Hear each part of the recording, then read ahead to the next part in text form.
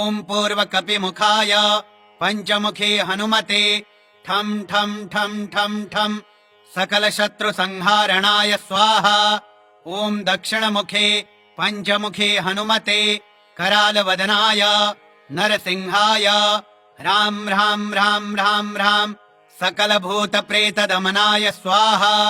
ॐ पश्चिममुखे गरुडासनाय पञ्चमुखे वीरहनुमते मं मं मं मं मं सकलविषहराय स्वाहा।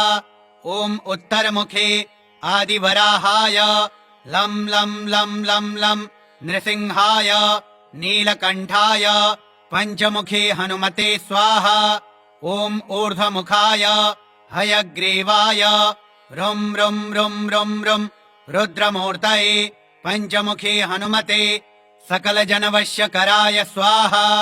ॐ अञ्जनीसुताय वायुपुत्राय महाबलाय रामेष्टफाल्गुनसखाय सीताशोकनिवारणाय लक्ष्मणप्राणरक्षकाय कपिसैन्यप्रकाशाय दशग्रीवाभिमानदहनाय श्रीरामचन्द्रवरप्रसादकाय महावीर्यप्रथमब्रह्माण्डनायकाय पञ्चमुखे हनुमते भूतप्रेतपिशाच ब्रह्मराक्षस शाकिनी डाकिनी अन्तरिक्षग्रह परयन्त्र परमन्त्र परतन्त्र सर्वग्रहोच्चाटनाय सकलशत्रुसंहारणाय पञ्चमुखे हनुमद्वरप्रसादक सर्वरक्षकाय जं जं जं जं जं स्वाहा।